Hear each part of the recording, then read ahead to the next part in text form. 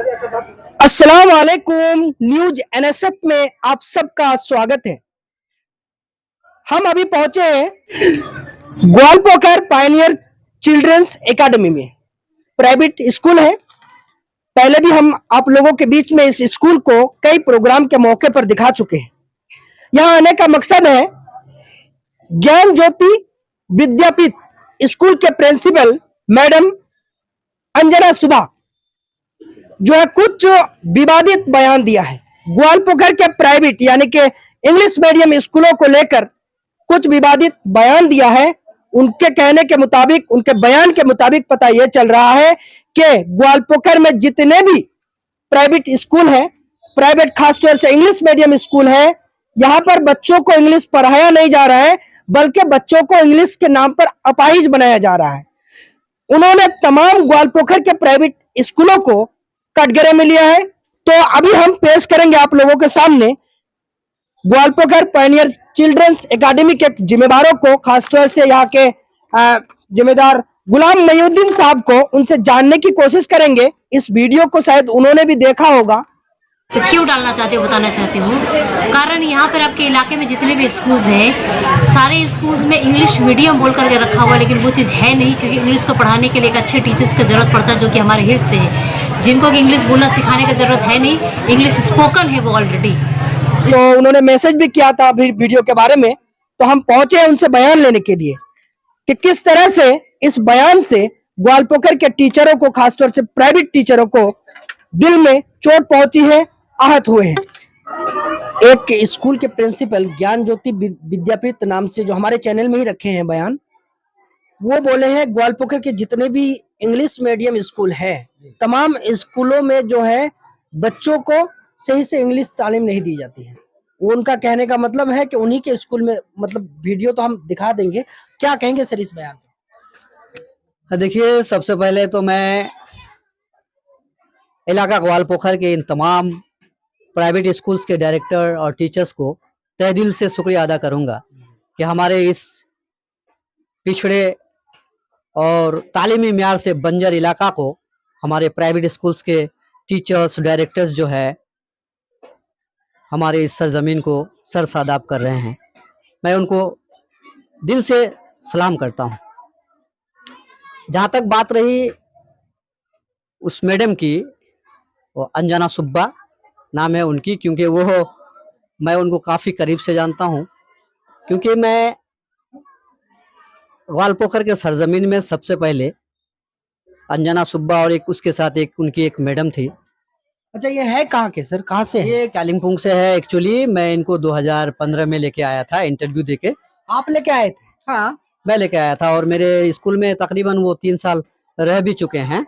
आज मैं ऐसा क्यों कह रहे हैं कि ग्वालपोखर के जितने भी इंग्लिश मीडियम स्कूल है, सब में जो है अपाहिज बच्चे निकालते हैं। उन्हीं के एक ज्ञान ज्योति स्कूल ऐसे हैं जो जहाँ पर सिर्फ जो है तालीम मिलते हैं, वहां पर स्टूडेंट्स को तैयार करके निकाला जाता है वहां पर। और बाकी जितने भी स्कूल है, बहुत सारे स्कूल, मतलब पूरा ग्वालपोखर को लेने का मतलब है जितने भी प्राइवेट स्कूल है सबको वो कटघरे में ले लिया है। क्या मतलब होता है सर? इस पर क्या जवाब देंगे? देखिए, एज ए प्रिंसिपल, वो अगर वहाँ पे एज ए प्रिंसिपल है, तो एक प्रिंसिपल के मुंह से इस तरह की अल्फाज, इस तरह का वर्ड्स, बयान जो है, ये मैं समझता हूँ कि ये समझिए एक तरह से बेकार है। एक एजुकेटेड पर्सन का इस तरह का बयान और इस तरह की जो है न्यूज़ चैनल में बैठ के इस तरह की बात, और पूरे ग्वालपोखर को, यानी पूरे ग्वालपोखर के प्राइवेट स्कूल्स के डायरेक्टर और टीचर्स को ललकारना जैसा हो गया। माने एक खुली चुनौती जैसा हो गया कि सिर्फ हम लोग तो कल के हैं, समझिए एक तरह से हम लोग कल से स्कूल चला रहे हैं।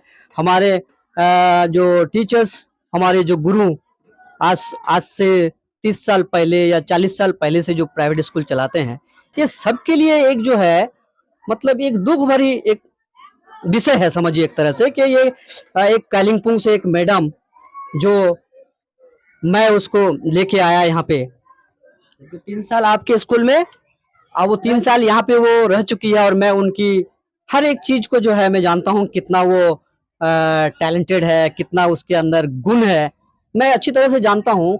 कि वो मैं जब उसको मेरे स्कूल में मैं एज अ प्रिंसिपल उसको ज्वाइन किया, तो शुरू में कुछ दिन अच्छा रहा, क्योंकि दूर का ढोल सुहाना लगता है। हमारे इलाके में एक कहावत है कि दूर का ढोल सुहाना लगता है। लेकिन बात दरअसल क्या है मालूम है आप लोगों को कि मैं 2015-16 से अब तक मेरे स्कूल में मिनिमम 15 से 20 टीचर्स बाहर से जो है वो आए भी और गए भी। किसके अंदर कितना गुण है और कितनी क्वालिटी है, मुझसे बेहतर शायद के वर्ल्ड भर में कोई नहीं जानता। और जहां तक इस अंजना मैम की बात है, एज ए प्रिंसिपल जिस तरह से वो ये बयान दी है, ये नागवार है। ये बिल्कुल एक अकल से बाहर है हम सबों की। हमारे जो प्राइवेट स्कूल एसोसिएशन है, तमाम डायरेक्टर्स के दिमाग से ये बयान बाहर है कि वो किस अंदाज में एज ए प्रिंसिपल इस तरह के बयानात दिए हैं। वीडियो मैं भी देखा हूँ परसों सुबह के ग्वालपोखर के जितने भी प्राइवेट स्कूल्स हैं इंग्लिश मीडियम के नाम पर चलाते हैं, लेकिन असल में वो है नहीं। गोया कि हम लोग असल में इंग्लिश मीडियम नहीं है, या वो हम लोग जो भी यहाँ से प्रोडक्ट को मतलब बनाते हैं या बच्चों को तालीम देकर आगे पहुंचाते हैं, तो अपाहिज एक अपाहिज के रूप में हम लोग बनाते हैं। इंग्लिश के उनका कहने का मतलब है इंग्लिश का शिक्षा तालीम सही नहीं दे पा रहे हैं आप लोग। मैं उन पर भी आता हूँ। इंग्लिश जो है, देखिए नेपाली लोगों का जो है फर्स्ट लैंग्वेज इंग्लिश और सेकंड लैंग्वेज बांग्ला है। तो हमारे इलाके के लोगों को एक चीज जहन में बैठा लेना पड़ेगा, चाहे वो जिस जात का हो। मैं कोई एक कॉमन या एक जात के मुतालिक नहीं कह रहा हूँ।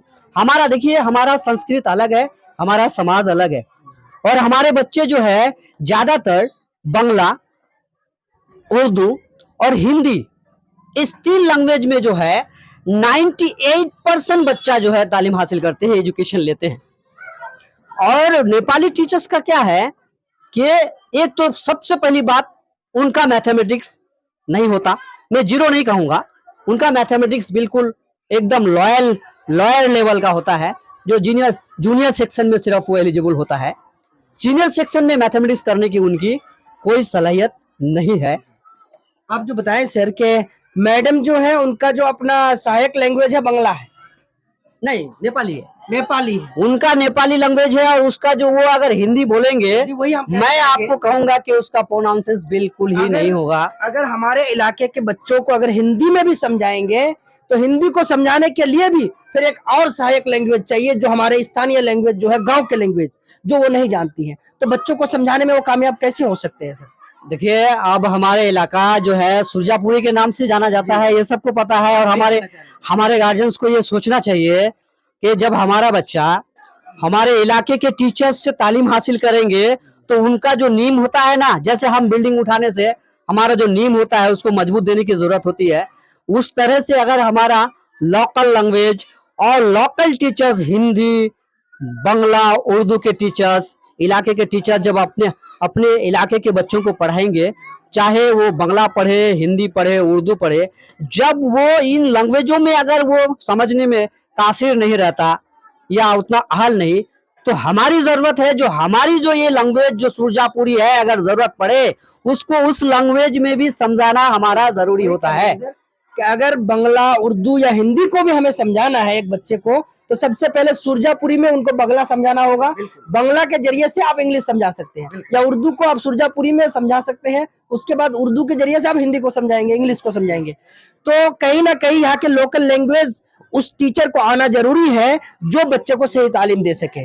जिसको उर्दू यहाँ के लोकल लैंग्वेज मालूम ही नहीं है, तो हमारे ग्रामीण बच्चों को समझाने के लिए उनको जो है काफी परेशानी होंगे, और बच्चों के लिए भी काफी परेशानी होंगे शायद, मुझे लग रहा है। आप क्या कहेंगे? देखिए, जैसे सबसे पहले जो है मैं ये कहना चाहूंगा, क्योंकि मैं लोकल से हूँ, ये सुरजापुरी हूँ, मेरा एक अपना मादरी जुबान है। मादरी जुबान तो नहीं कहेंगे, वो घर के जुबान है, जिसको हाँ मादरी जुबान तो हमारी हिंदी है। तो पहले जमाने में आपको पता होगा कि पुलाव से हम लोग बहुत खुश होते थे, है ना। बिरयानी का जो है हम लोग जो है जानते नहीं थे कि बिरयानी क्या है। पहले जमाने के लोग पुलाव ही बना देते थे तो बहुत खुश होते थे। लेकिन आज जो है उसी पुलाव को जो है बिरयानी का नाम दिया गया है, ठीक है। अब मैं आपको ये कहना चाहूंगा कि मैडम यहाँ पे मेरे स्कूल में जितना दिन रही, मुझे नुकसान के अलावा कुछ नहीं हुआ। मैं आपको उसका सादा सा सिंपल सा मैं आपको मिसाल दूंगा कि 2017-18 में मैडम की नाअहली की वजह से 170 बच्चा एक साथ स्कूल से निकल गए। मालूम क्यों? क्योंकि मैडम को जो है इंग्लिश का भूत चढ़ा हुआ था, बिल्कुल। और हिंदी में कोई बात नहीं। हमारे बच्चे, मैं ये नहीं कह रहा कि इंग्लिश सीखना जरूरी नहीं है, बहुत ही ज्यादा जरूरी है, हर सेक्टर में जरूरी है। इंग्लिश सीखने के लिए तो हमको समझना जरूरी है, समझने के लिए हमें यहाँ का लैंग्वेज जानना जरूरी है। बिल्कुल।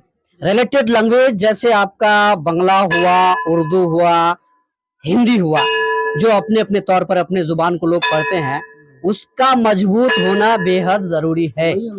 और हमारे स्कूल्स में ये उर्दू, बंगला, हिंदी, ये तीनों लैंग्वेज जो है काफी मजबूत है। और मैं सबसे बड़ी बात ये कहूंगा कि मैडम एक बात और बोली है कि हमारे स्कूल में सबके सब बाहर के टीचर्स हैं। ठीक है, आपके यहाँ सबके सब बाहर के टीचर्स हैं, लेकिन और बाकी ग्वालपोखर के तमाम प्राइवेट स्कूल्स में कहाँ के टीचर्स हैं? कहाँ के हैं? लोकल है। तो क्या आपको पता है कि उनका डिग्री क्या है?